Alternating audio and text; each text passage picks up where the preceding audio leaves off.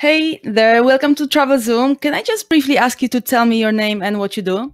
Hi, my name is Liz Ohanesian, and I am a journalist and a DJ too here in Los Angeles. Great. And can I ask you to describe Los Angeles to someone who might not be familiar with the city? It is very large, and there's always something happening, and it can be overwhelming at times. Interesting and intriguing. I guess I'm not sure if by overwhelming perhaps you mean the sprawl of the city. A lot of people complain. I mean, I like the city. It's a great city. I've just visited, but the one common complaint I hear is that it's obviously very large and people spend a lot of time in the car. So I was born and raised in LA, so I really don't know any different.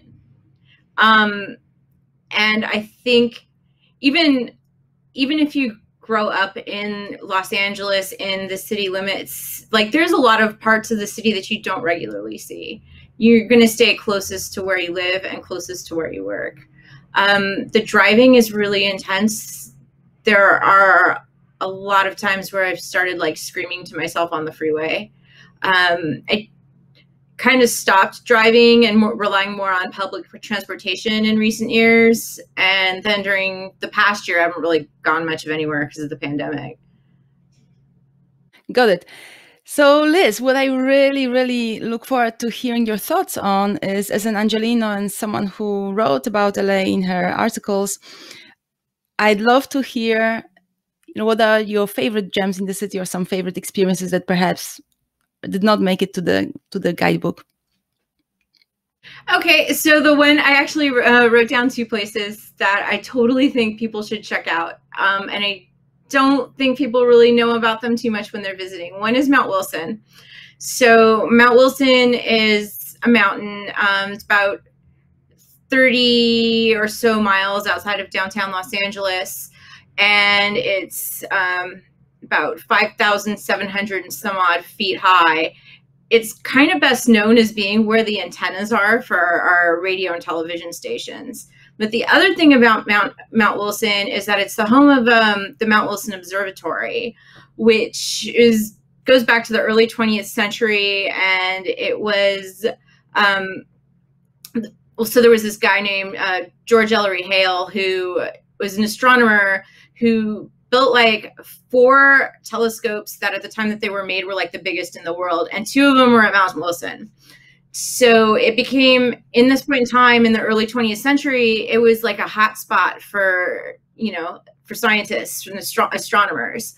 Observatory is still there. They still do tours. You can do self-guided tours or you can book one. It's really cool.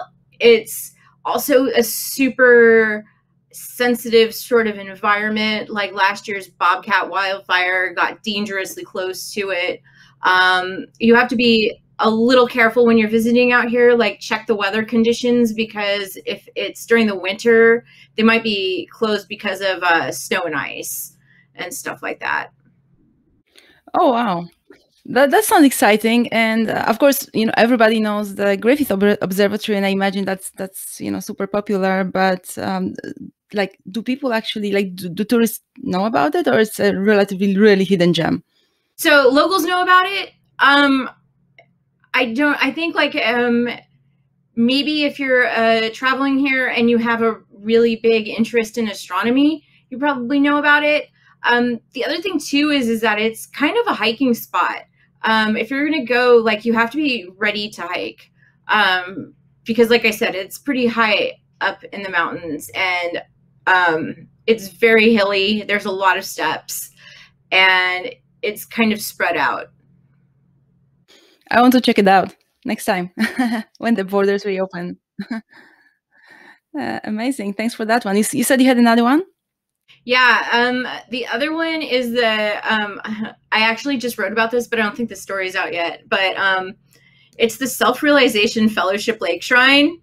And it's located on Sunset right before you hit Pacific Coast Highway. So it's in Pacific Palisades, like pretty much walking distance from the beach. And it's kind of, I would say it's a fairly busy area because that's like the major beach route. So, but the thing is about this lake shrine is that once you're inside the lake shrine, it feels so secluded from the rest of the world.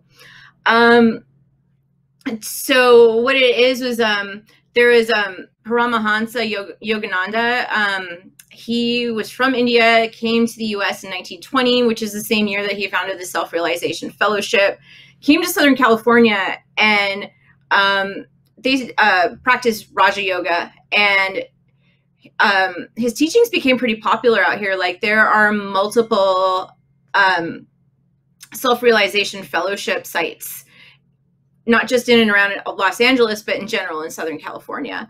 So he opened this lake shrine in 1950, and it had been a few other things before that. So they already had like the lake and a houseboat that was there and a windmill building that was there. And he basically built this place to be a shrine to all religions. And it's a huge meditation garden. You can just like walk around the lake all day. They have, they're not really having events right now, but it's still open. You have to make reservations. The reservations go very, very quickly once the spots open up on Saturday mornings.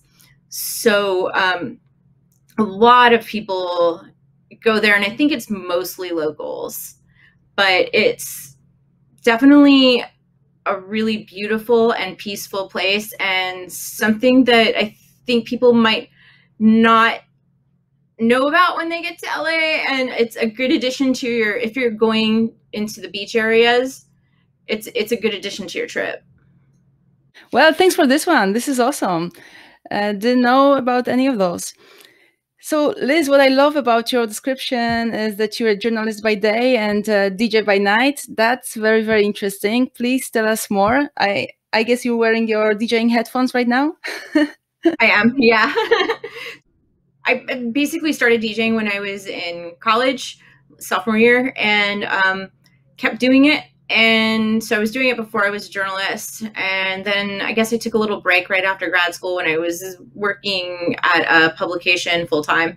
And then after that ended, I went to freelance. I started DJing again. So I've been doing it like for a very long time, probably longer than I want to admit. You must be very experienced and very good. I hope so. Where do you DJ? And by the way, do you sleep? So you write by day, you DJ by night? How do you handle it all? Yeah, I sleep. So I mean, I'm just starting to DJ again. So after the pandemic, so I haven't been playing out a ton yet. I have my third gig since the pandemic is coming up in 2 weeks, but I usually play at a venue called The Lash downtown. Yeah, no, I mostly play, I would say probably more like small clubs, bars with dance floors, stuff like that.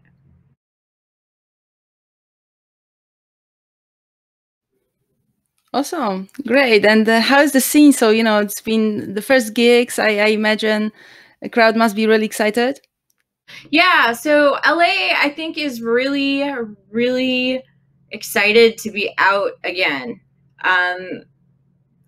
My first gig back at the Lash was last week, and it was really busy, and people were having a really great time. I had gone to one of my friends' gigs at another venue in Highland Park called the Offbeat a couple days before that, or a week before that, and that was really busy as well. Everything I've been seeing from friends on Instagram has been, everything seems to be really exciting and busy right now. What do you prefer? Do you prefer writing, DJing, or do you actually like that you can do both? I mean, I love that I can do both. And I think they both kind of take care of completely different parts of my personality. So I do like to document everything. So that's where writing comes in handy. I love dancing. I love music. And I love being able to do things like in the moment and not being very prepared for it and just kind of, going with it. So that's where DJing is really awesome. Yeah, perfect. This has been amazing. Thanks so much, Liz, for coming on, sharing the hidden gems, sharing a little bit of your story. I wish you all the very, very best in both of the pursuits. And yeah, we'll be in touch. Thanks so much.